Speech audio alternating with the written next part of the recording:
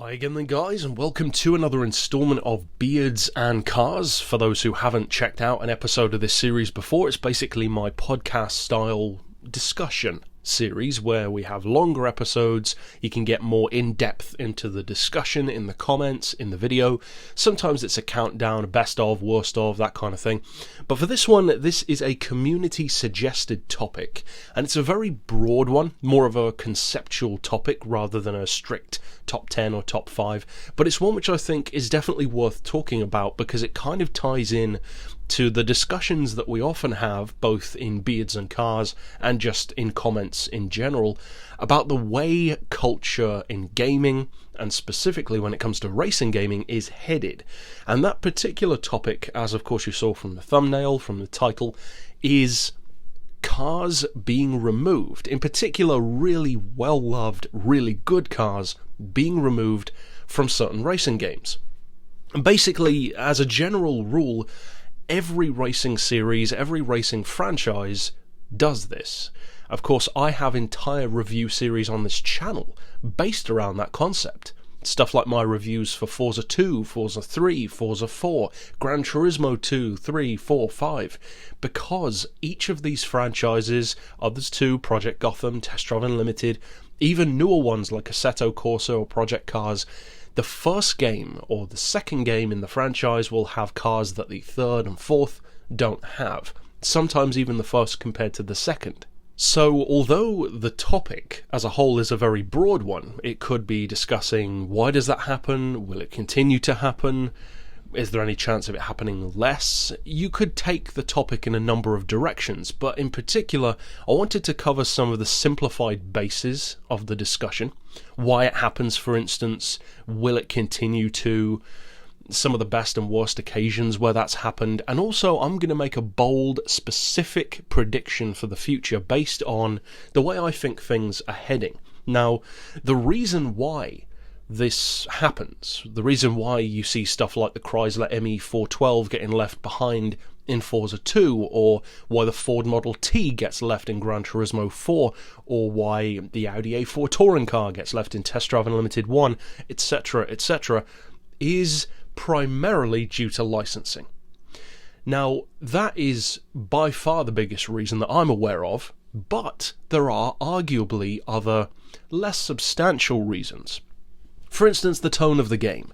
If a, for instance, story-based racing game like Need for Speed has a certain tone or a certain style, then they might choose to go for certain cars that fit in with that style more so. For instance, if it's like a cross-country game, you might go for more like muscle cars and off-roaders and stuff like that, whereas if it's a city-based game, you might start to see more sports cars and hot hatches featured.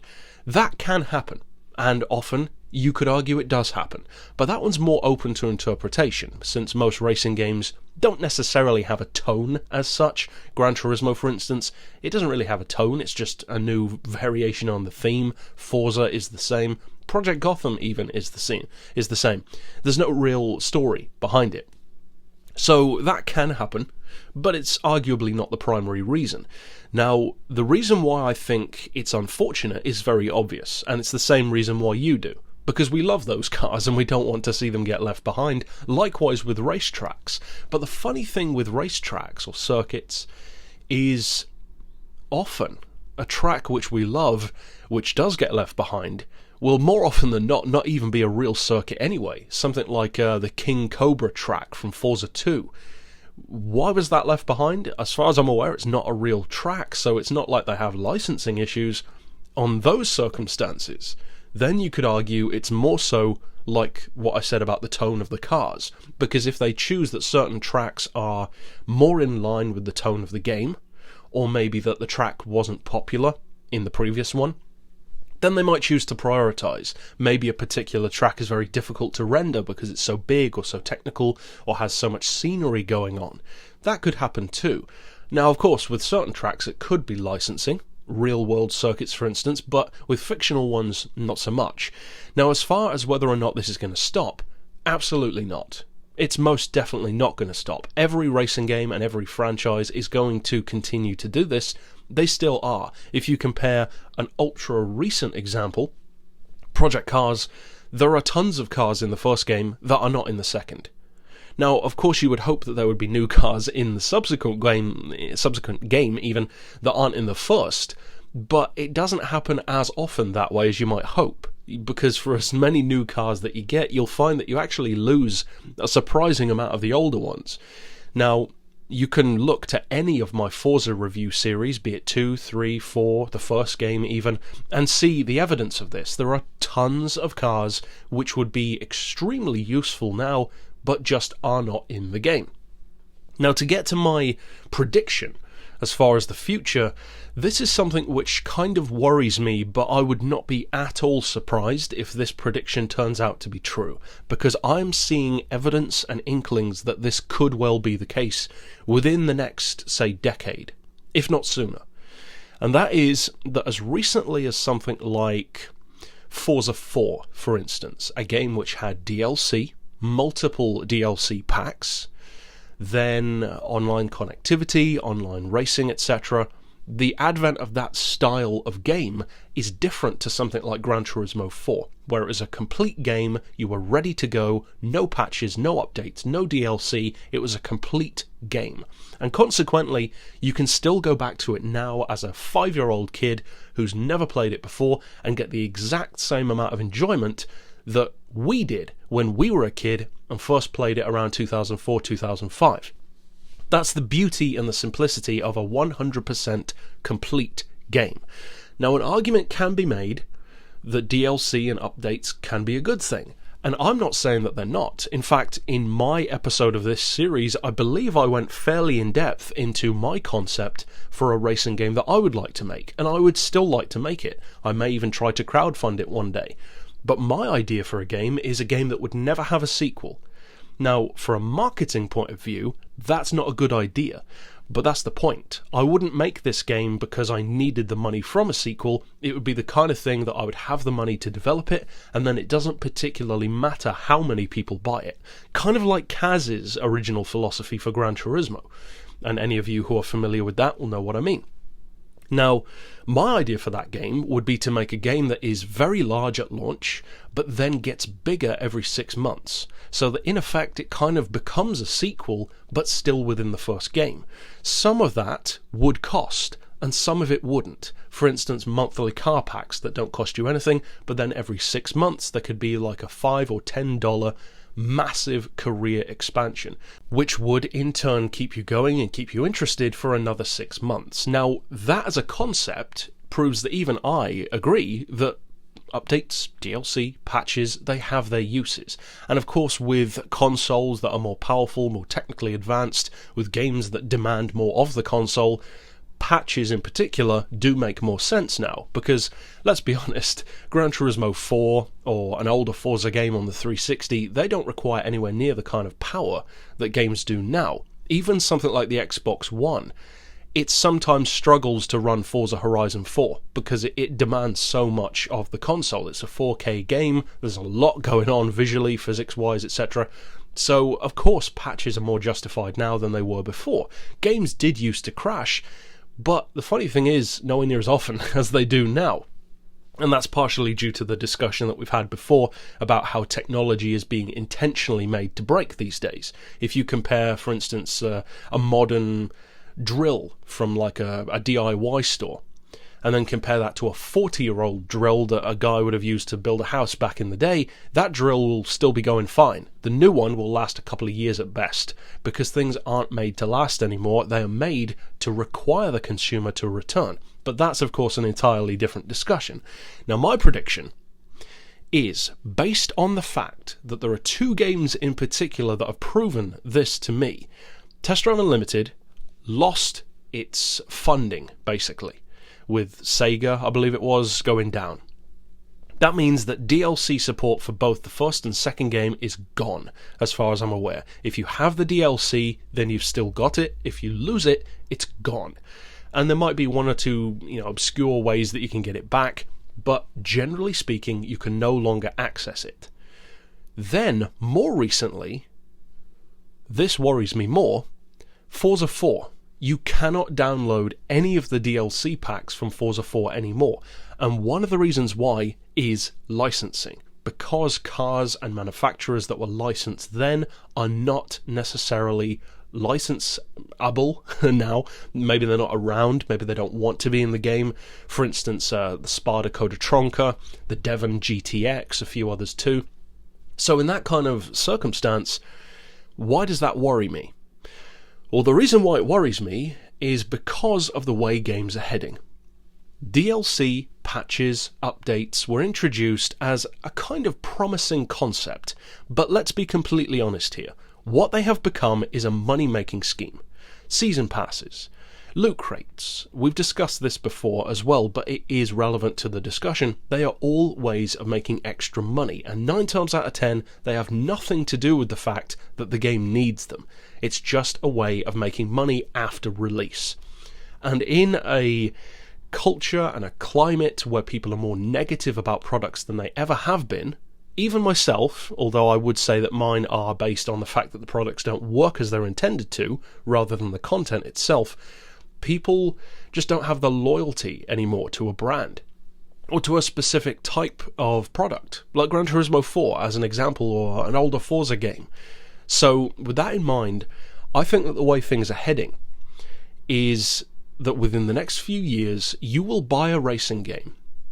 And again, we already have the evidence of this. When you install a new game, you have to install it to the console before you can save it. Things are becoming more and more connected to the net and to the cloud. Gran Turismo Sport, for instance, you cannot even save it unless you're on the internet. So I think that you're going to buy a racing game on whatever, the Xbox 2, the PlayStation 5, whatever. And then you will have a certain selection of cars. But then I believe what will be done is the game will be so heavily connected to the internet that they will be able to pick and choose specific cars while the game is still live that get removed for licensing issues. I believe that we will see before too long a time when racing games lose cars while the game is still in its sales period. Because for older games like Test Drive Unlimited, you can make a case for why the DLC is no longer available. They went bankrupt, of course, they don't have that kind of support anymore. The servers as well. Forza 4, on the other hand, Turn 10's doing just fine. In fact, they're doing arguably better than ever. So them choosing to do that is, to me, a clear inkling that this could be the way that we are heading. And I believe that we are, for a number of reasons that I've mentioned, all put together. The fact that licensing does expire, the fact that certain brands don't want to be featured or compared to others. It always surprises me when Rolls-Royce is in a game, because I would imagine they wouldn't want to be raced and smashed around on a track, but there you go.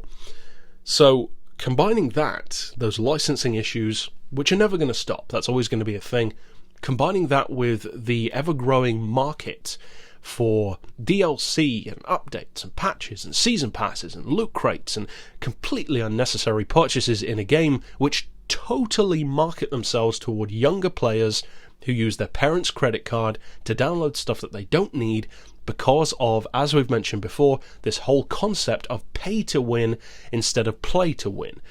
Essentially like a kid's version of a casino in a funny kind of way. So I believe that all of these variables, all of these arguable points for sure, make me think at least that that's going to be the future as far as losing cool cars from games. I think that the primary difference that's going to happen, as I alluded to just now, is that instead of looking back at older games and thinking, man, I wish we still had that car, I think we're going to be looking at the game that we're still playing and saying that. I think we're going to have cars disappear from one day to the next because they have that power now. Licensing can be changed at a moment's notice. It could not be done that way. Gran Turismo 4, if it's in the game, it's in the game. Job done. Now, anything is variable. Gran Turismo Sport gets updates all the time. Things change, physics change, cars change, glitches come in, glitches get patched, tracks get added, features get removed or added. As we've said before, things in the demo and even in the beta, which we could do in GT Sport, are not in the full game. Stuff like looking around the car with a 360-degree camera. You could do that. Now you can't. It's gone. Why? Who knows? So this precedent, to me at least, is very obviously there. They have every reason to do it as well, because They can be at the complete whim of those licenses, which has always been a problem in racing games, cars not being allowed, or EA having the rights to Porsche, all that kind of stuff. So I believe that the change in these games is going to start to shift from who can secure Porsche for the next sequel, and instead it will be who can secure Porsche this month. And I think that it will change literally on that kind of basis. And I believe that just like with any other business change, it will ultimately be us, the consumer, who pay for that.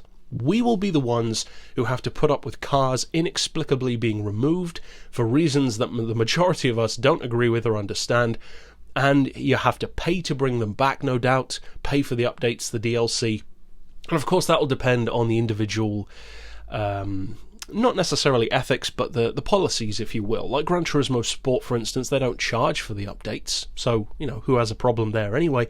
But it doesn't stop the fact that creators now have the opportunity to change an entire game at a moment's notice. And for the brilliant opportunities that gives you, it also gives you a lot to worry about, because that can mean that literally, with no notice to you as a consumer whatsoever, they can completely change the game from something that you wanted when you purchased it, which you had the right to when you purchased it, and completely change that game into something else, making the money that you paid moot. I don't like that. That's a worrying place to be. That's essentially like saying that you go to a cinema, pay the money to watch the movie that you've watched the trailer for, and then halfway through the film, the guy in the booth decides to run the tape from another film. How would you feel about that? Maybe it's a similar genre. Maybe the movie is a sequel instead of the first one.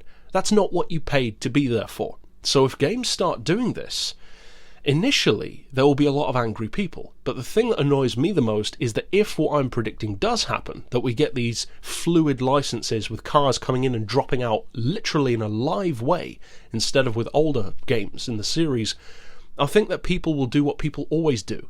They'll complain and whine for a few weeks, if that. But then, like the good little lemmings that they are, they'll get in line and they'll pay for it anyway. And to me, that is more annoying than the business choice of doing it in the first place, because at the end of the day, of course they're going to do stuff to make money. They are the business. It's the right of the consumer to control the business. They just don't realise they have that power. For instance, recently, on a different subject, but an applicable one to this, in Germany, I believe it was, I can't recall if it was recent months or recent years, but the government tried to change the price of fuel. And as far as I read, everyone in this particular area stopped their car, got out, and walked home. Within, I think it was days, if not that day, the fuel prices were returned to normal because nothing could be done. Traffic completely stopped because the public exercised its right to control the market as a consumer. People don't realise that they have that power. If that story is true, which I believe it is, but it could be wrong, of course, but if that's true, that proves what I'm saying. People have that power over businesses, corporations and governments, but they just don't realise it.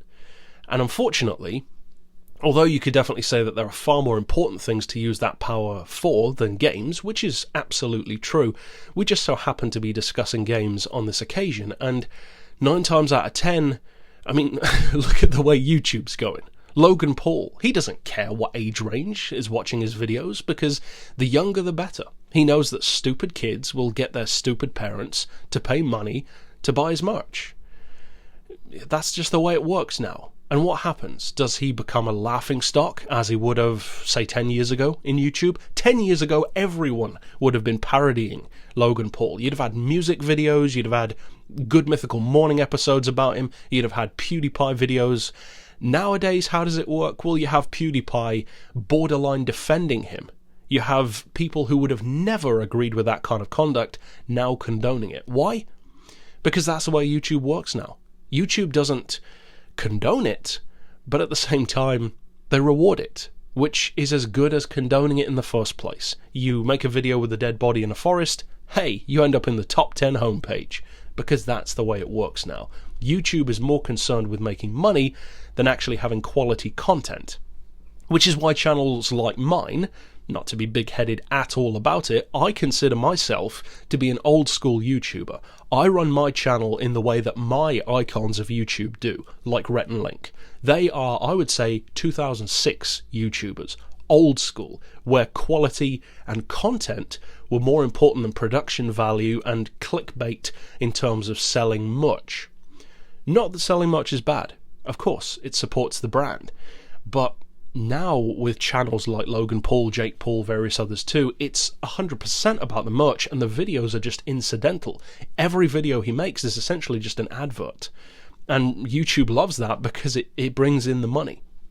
Likewise with games, although it's not exactly the same, a similar principle is involved. You have this age range that's super malleable, super suggestible. You have parents that care just enough to try and appease the kid by paying for stuff, but they don't care enough to actually be involved in the child's life, enough to explain to them why this is a bad idea, and so the cycle repeats itself. Ultimately, I don't think there's a solution to that problem, at least as far as this 20-minute video goes, but that's my prediction. That's what I think is going to happen as far as these games. I think that we're going to start to see games becoming more fluid than they have ever been before, and I think for all of the brilliant opportunities that gives you in terms of, laying out a new landscape within a game before your very eyes, it's not going to be used for that. We know that. For the first few weeks it might. If it makes a good trailer, then a business will do it, but then once actually in use, we all know what that kind of control and that kind of live power will be used for. To make you pay more for content which should have been in the game from day one. And arguably you could say that about all DLC, you could even say that about my idea for DLC every 6 months. I can understand you thinking that. The reason why I think it is sometimes appropriate, and of course I don't run a game, so maybe I would change my mind if I actually were, but I would say that it is justified, and I think I've talked on this point before, if the DLC was so big and so in-depth that you could not have it at release. For instance, maybe the console isn't powerful enough, or maybe if you were going to put that in the game, it would push back the release date way too much, then I think it is justified. And if the DLC is big enough or substantial enough, then I believe charging for it isn't necessarily a bad thing. For instance, with my idea, as I said, my DLC that I would add to that racing game would not be like, oh, here's 10 cars. It would be, this is an entirely new portion of the game, essentially turning it into a sequel within the first game. So to me, I think that occasions like that can be justified, but I think the closer we get to live changes, when it comes to not just licensing, but every kind of aspect of a game, the more dangerous it becomes. Because we all know the way that goes. We can see the way it goes, because compare a 2004 PlayStation 2 game to now. Now you pay whatever for the game, and then you pay more for what you should have had when you bought the game in the first place. Plus some extra stuff, which the majority of us don't really care about.